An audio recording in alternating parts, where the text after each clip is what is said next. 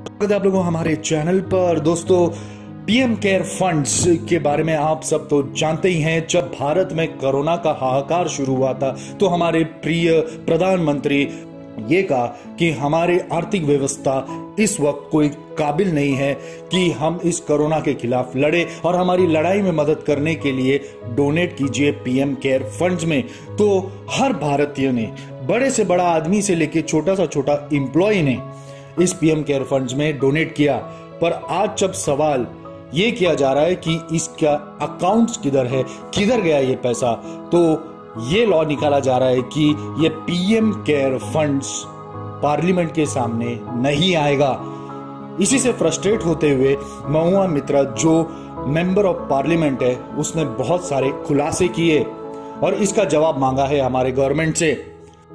I was among the first citizens to petition the Supreme Court of India against the discriminatory nature of this fund, but the bench in its wisdom, while not dismissing my petition on merits, asked me to bring it up in Parliament. So here I am, moving from the corridors of judicial review to the Janta Ki Adalat. The government issued a circular on March 28, 2020, notifying that all contributions to the PM Cares Fund qualified as eligible CSR contributions under Item 8, Schedule 7 of the Companies Act. But it also disqualified contributions made to the state relief funds from being treated as valid CSR activities. But this was earlier expressly permissible under Schedule 7 of the Act of 2013. So unfair treatment of identical contributions to the PM Cares and to the state relief funds is against public interest, is against public policy. It completely disincentivizes corporate contributions which the state governments would otherwise have got. It creates an unfair, unjust and discriminatory distinction against the state and chief minister's relief funds in favor of the PM Cares funds. The Honourable Minister, while introducing the bill yesterday, read out a long list of school children and pensioners who had apparently readily and happily given away their meagre savings to the PM Cares Fund. But the Honourable Minister was strangely silent on the 38 PSUs that donated more than 2,100 crores to the fund. Almost 70% of the fund's corpus comes from 38 PSU donations. These are public sector undertakings, share capital subscribed to by the Government of India out of public money. Without an audit, the conflict of interest is writ large for anyone to see. I hope you remember that the Prime Minister's office, in response to an application seeking disclosure of the incorporating documents of this trust, had said this is not a public authority, hence it's not open to RTI. But the very legislative intent behind Section 135 of the Companies Act was to encourage companies to use CSR funds for local welfare activities for local communities in areas of operation. But the PM Cares Fund diverts those very funds away from local communities into this dark hole where not even a speck of light can enter. Coal India has committed 221 crores to a fund while it cannot contribute to the state relief funds of Bengal and Jharkhand, where it has 90% of its operations. ONGC has mentioned that it has offered funds from a CSR budget for the year, even though the allocation is not yet determined. Power Finance Corporation contributed 200 crores to the PM Cares Fund, even though its entire CSR allocation is only 150 crores. It's almost like the courtiers of the emperor competing with each other to give gifts to the emperor with public funds. If these improprieties were not enough, then please consider the massive donations made by Chinese companies. This is horrific. Xiaomi, a Chinese company accused of snooping on people, gave the fund 10 crores.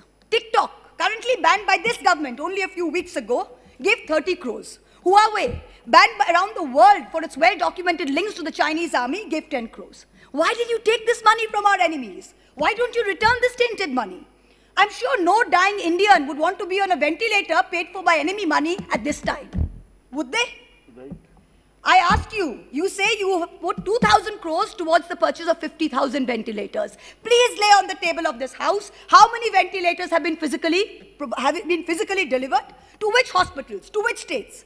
Also tell us the manner of procurement. The way airwaves and the way airports are sold in this country to crony capitalists, I hope this procurement was not done by those same individuals. This is a question that we need to ask. And the dangers of these unverified foreign donations are amplified by the fact that the PM Cares Fund is exempt from FCRA regulations, even though it doesn't meet the precondition of a body whose funds are audited by the CAG. You are bringing the PM Cares Fund under the ambit of the same clause that governs the Prime Minister's National Relief Fund, the existing fund. What is the need to institute a new fund where one exists? Prime ministers will come and go, but the existence of a fund is not up for discussion. What is this need to name everything after one individual? What is this need? This is a democracy. It is not an elected autocracy. We need to remind this government. First, you are raising funds on the basis of public office. The very name, a Prime Minister's fund, makes people think this is government authority. So by saying it is not open to RTI, you are running away from the spirit of transparency you claim to be wedded to. Second, cabinet ministers are trustees administering the funds. So you are impermissibly expanding the scope of your ministerial office in excess of the mandate determined by the Constitution.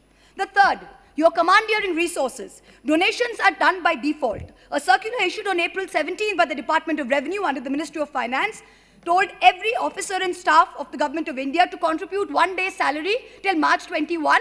This would be deducted. If they wish to not donate, they should put this in writing. Tell me, in this atmosphere of fear and vengeance currently prevalent in this country, which bureaucrat, which public officer will say they do not wish to donate? I have only a few minutes left, and so bear with my bluntness. To this government, I say, stop lying to us all the time about growth rates, about migrant welfare, about expenditure, and the laughable delusion that the PM cares. Stop marketing 20,000 crore packages as relief measures when in truth it comprises money already spent and money to be given as loans, and imaginary money that will never reach the people it is supposed to. Stop cheating the state governments of their dues made through a constitutional promise. Stop wasting funds on vanity projects when the state governments who actually make a difference are deprived time and again. And so, I end by saying that today's India reminds me of Hans Christian Andersen's story, The Emperor's New Clothes, where the emperor was cloaked in nothing, but his sycophantic courtiers could not tell him so. The Bengali poet Nirendranath Chakraborty in his poem Ulango Raja said only one small innocent little boy in the entire kingdom had the courage to stand up and ask the naked emperor, Raja, tor kapod koi? Today I ask the same question, Emperor, where are your clothes? Thank you. हमारे government से दोस्तों, ये video अगर आपको पसंद आया तो like कीजिए, आगे शेयर कीजिए, और चैनल पसंद आया तो जरूर सब्सक्राइब कीजिए। This is SY entertainment signing off.